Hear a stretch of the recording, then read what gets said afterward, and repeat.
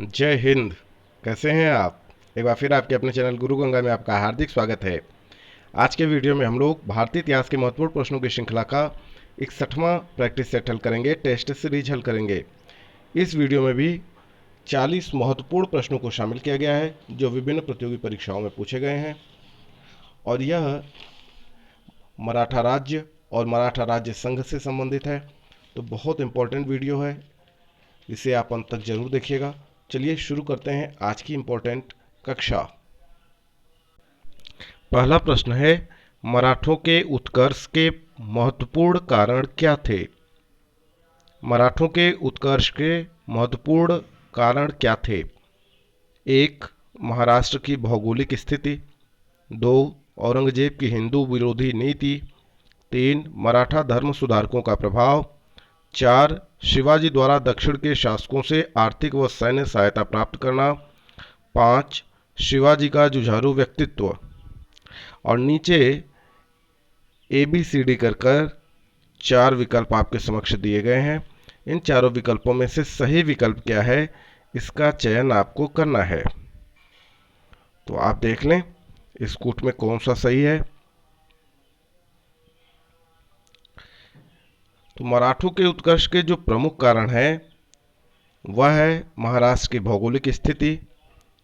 दूसरी, औरंगजेब की हिंदू विरोधी नीति। तीसरी, मराठा धर्म सुधारकों का प्रभाव।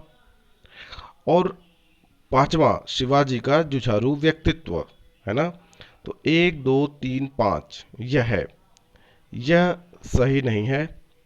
तो आप देखें इसमें कहाँ विकल्प है, ये एक, दो, तीन, पाँच, सी ऑप्शन सही है। अगला प्रश्न देखिए, मराठों ने सर्वप्रथम किसके अधीन कार्य कर प्रशासनिक अनुभव प्राप्त किया? ए, देवगिर के यादवों के अधीन। बी, बहमनी सल्तनत के अधीन। सी, अहमदनगर, बीजापुर व गोलकुंडा के अधीन। और डी, इनमें से कोई नहीं।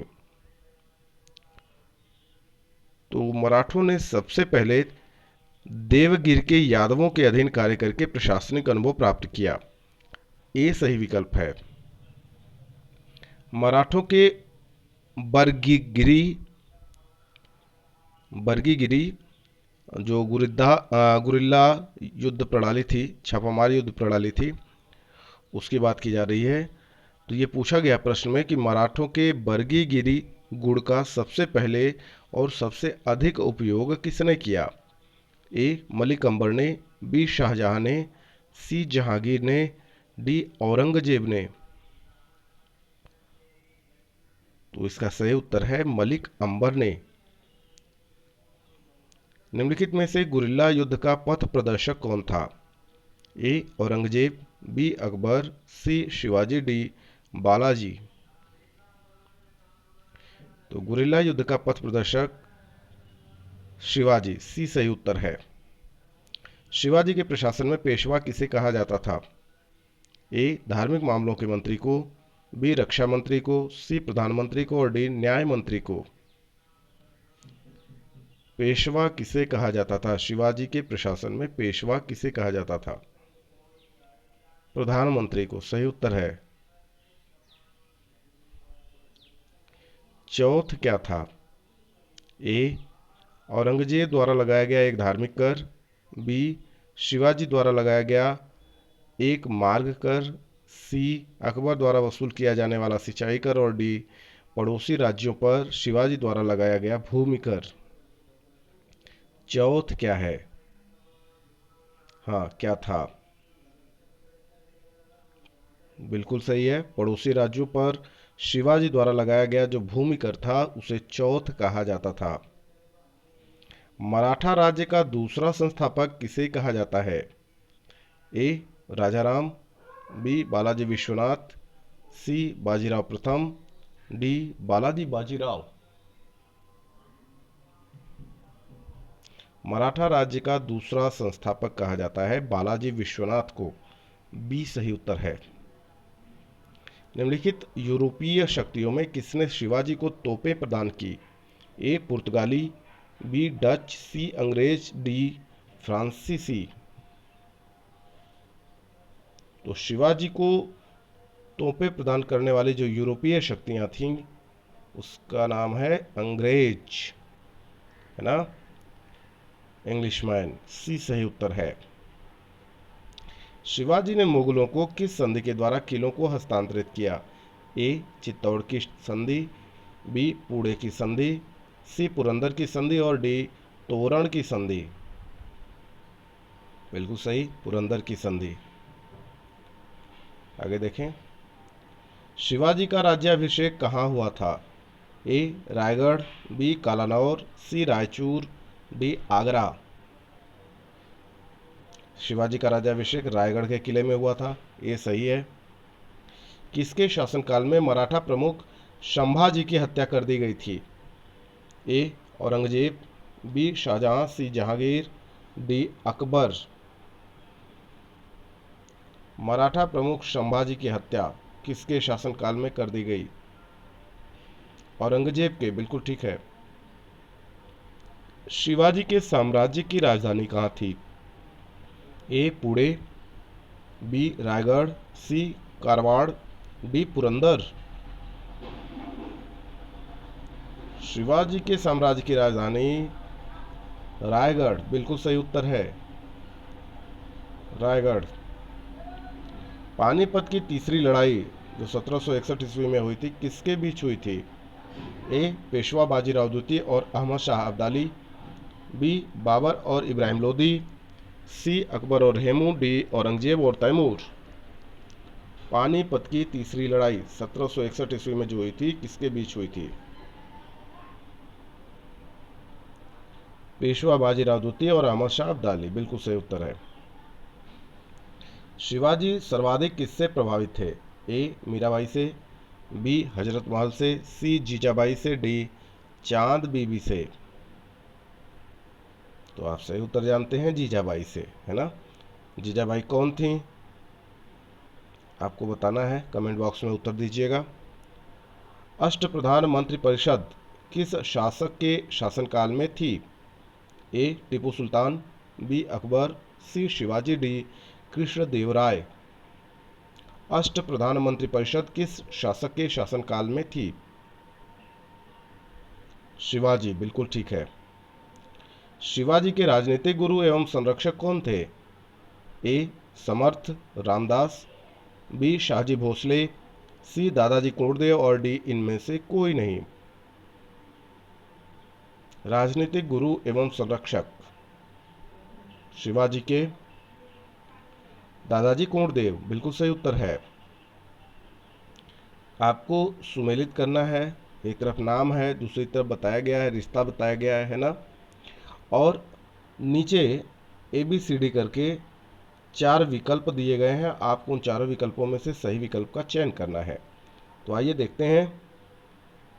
सबसे पहले शाहजी भोसले। शाहजी भोसले कौन थे? तो आपने नाम सुना होगा, शाहजी भोसले शिवाजी के पिताजी थे।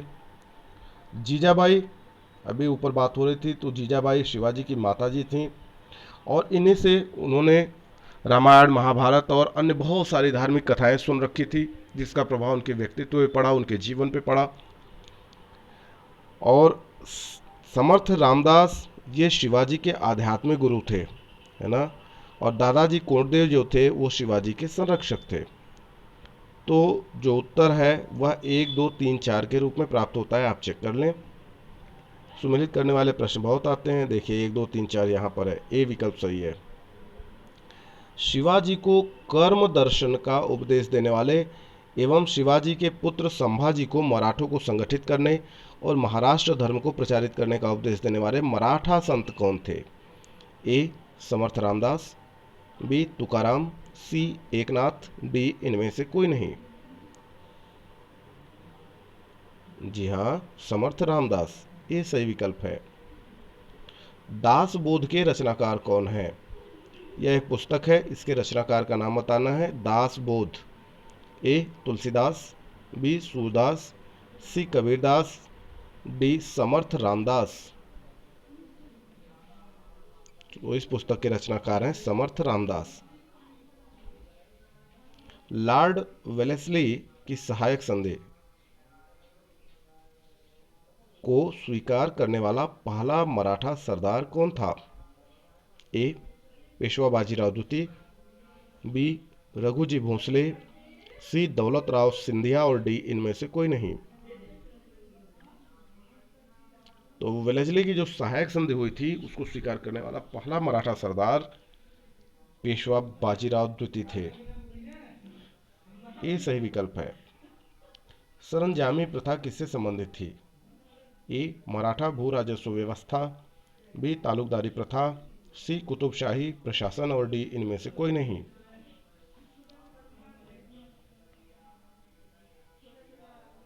तो सही विकल्प है मराठा भू राजस्व व्यवस्था, सरंजामी प्रथा इसी से संबंधित थी। ए विकल्प सही है। वह कौन सेना नायक था जिसे बीजापुर के सुल्तान ने 1659 ईस्वी में शिवाजी को जिंदा या मुर्दा पकड़कर लाने के लिए भेजा था? ए इनायत खां, बी अफजल खां, सी शाइस्ता खां और डी सैयद बादा। इंपॉर्टेंट प्रश्न है ये। अफजल खां बिल्कुल ठीक है। शिवाजी मुगलों की कैद से भागने के समय कौन से नगर में कैद थे? ए ग्वालियर, बी आगरा, सी दिल्ली, डी कानपुर। तो शिवाजी मुगलों की कैद से भागने के समय आगरा की कैद में, आगरा में कैद में थे, है ना। बी विकल्प सही है। ग्वालियर राज्य की राजधानी ग्वालियर राज्य की स्थापना किसने की थी? ए माधवराव सिंधिया, बी बाजीराव सिंधिया, सी महादजी सिंधिया और डी जीवाजी राव सिंधिया। ग्वालियर राज्य की स्थापना किसने की थी? जीवाजी राव सिंधिया। डी विकल्प सही है। एक इतिहासकार ने पानीपत की तीसरी लड़ाई को स्वयं देखा, वह कौन था? ए सफी खान, बी काशीराज पंडित, सी दत्ताजी पिंगले, डी हरचरण दास। काशीराज पंडित ये वो इतिहासकार हैं जिन्होंने पानीपत की तीसरी लड़ाई को स्वयं देखा था। शिवाजी द्वारा दुर्गों पर किए गए अधिकार का सही क्रम है? ए सिंहगढ़ कुंडाना, उसके बाद तोरण, फिर पुरंदर, फिर रायगढ़। बी कहता है तोरण, फिर सिंहगढ़ कुंडाना, फिर पुरंदर, फिर रायगढ़।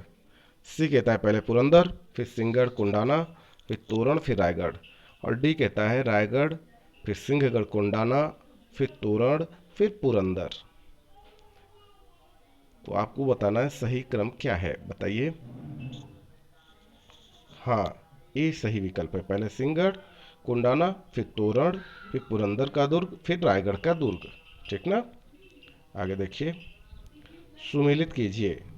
एक तरफ घटना है, दूसरी तरफ वर्ष दिया गया है कि यह घटना कब हुई थी। और यहाँ पर भी आपको 1 2 3 4 करके ABCD करके 4 विकल्प दिए गए हैं।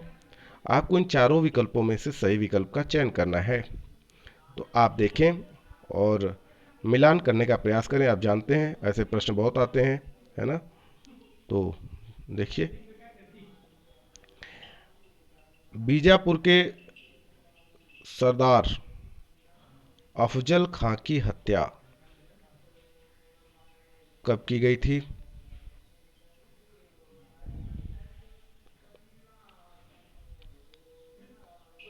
जी हाँ, 1659 ईस्वी बिल्कुल सही है।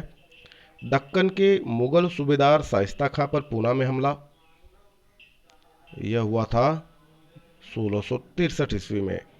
सूरत की जो प्रथम लूट 1664 ईस्वी, और सूरत में जो दूसरी लूट हुई वो 1670 ईस्वी में हुई। तो जो उत्तर प्राप्त हुआ वह है 1 2 3 4 के ही रूप में। आप देखें कौन सा विकल्प सही है। तो यहाँ पर ए विकल्प सही है। शिवाजी का जन्म कहाँ हुआ था? ए शिवनेर के दुर्ग में, बी रायगढ़ दुर्ग में, सी पन्हाला दुर्ग में और डी इनमें से कोई नहीं। यह प्रश्न कई बार आया हुआ प्रश्न है ये। शिवाजी का जन्म हुआ था शिवनेर के दुर्ग में। ए सही विकल्प है। शिवाजी औरंगजेब के आगरा दरबार में कब उपस्थित हुए? ए 1665 ईस्वी में, बी 1666 ईस्वी में, सी 1667 ईस्वी में और डी 1664 ईस्वी में। बताइए। जी हाँ, 1666 ईस्वी में। बी सही विकल्प है।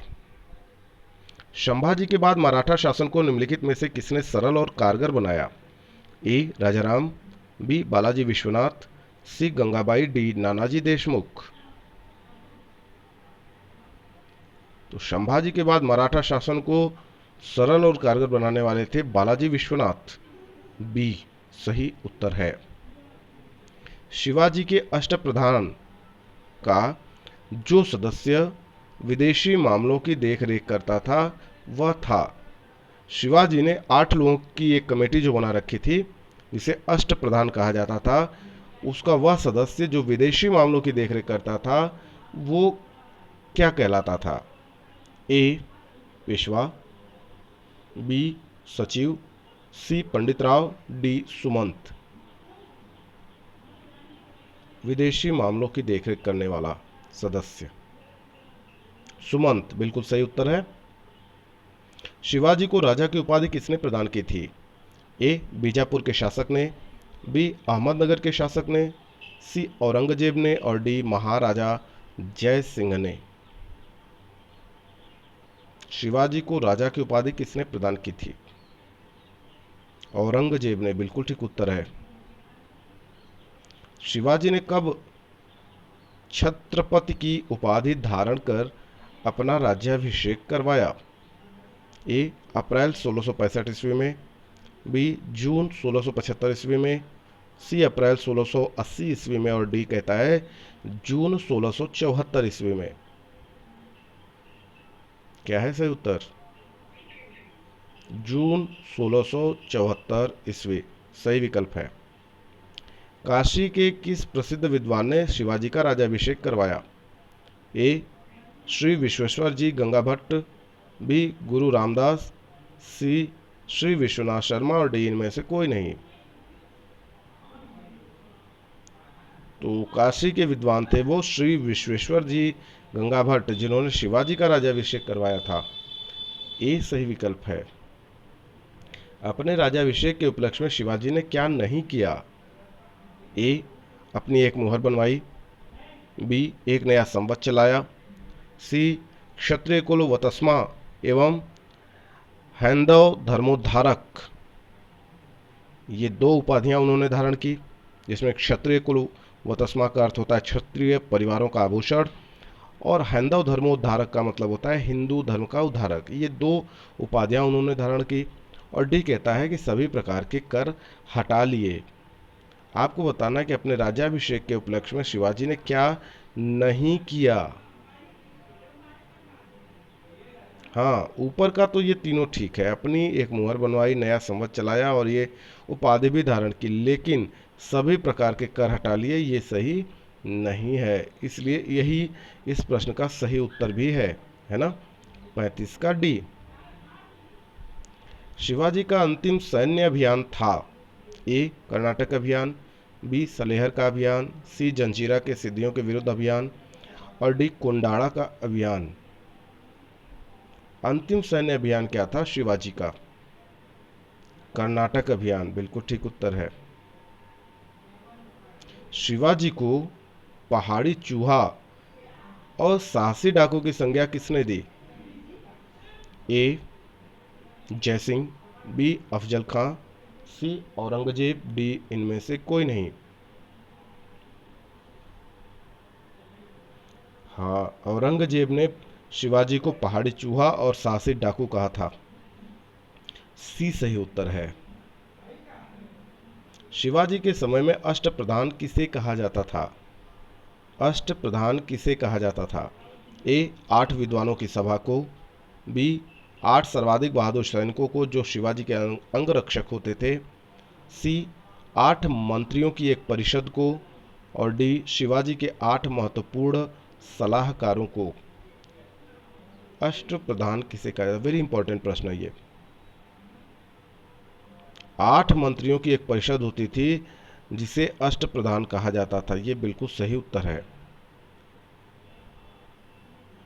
सूची 1 को सूची 2 के साथ सुमेलित कीजिए। एक तरफ अष्टप्रधान के सदस्य का पद दिया गया है और दूसरी तरफ उसका अर्थ बताया गया है। आपको नीचे ABCD के रूप में यहाँ पर भी 4 विकल्प प्राप्त हो रहे हैं। इन चारों विकल्पों में सही विकल्प क्या है वह बताना है आपको। तो चलिए देखिए, मजूमदार या अमात्य, तो यह वित्त एवं राजस्व मंत्री होता था, बिल्कुल सही है। वाकयानवीस या मंत्री, तो इसका अर्थ जो था वो गृह मंत्री से था। सुमंत या दबीर, तो ऊपर आपने पढ़ाई है, विदेश मामलों को देखा करते थे सुमंत, इनको दबीर या सुमंत कहा जाता था, तो ये विदेश मंत्री, ये ठीक ही है। शुनवीस, सुरनीस और सचिव, ये जो पद थे, है ना, ये पद थे शाही पत्र विभाग के प्रधानों के, है ना। तो शाही पद विभाग का जो प्रधान होता था उसे ही इन तीनों नामों से संबोधित किया जाता था, है ना। तो ये हो गया आपका 1 2 3 4 सीधे सीधे मैच कर गया। आप उत्तर देख लें, ये है 1 2 3 4। हमेशा 1 2 3 4 सीधे नहीं मिलता, लेकिन यहाँ अभ्यास के लिए आपको बता दिया गया है, ये क्रम भिन्न भी हो सकते हैं। आगे देखें, सर ए नौबत का क्या अर्थ था? ए सेनापति, बी धर्म मंत्री, सी विदेश मंत्री, डी गृह मंत्री। सर ए नौबत का क्या अर्थ था? जी हाँ, सेनापति। ये बहुत इंपॉर्टेंट प्रश्न है, कई बार पूछा गया प्रश्न है। तो इस तरीके से यह छोटा सा वीडियो पूरा हुआ। यदि यह वीडियो आपको पसंद आता है तो इसे लाइक जरूर करें, अपने मित्रों में शेयर करना ना भूलें।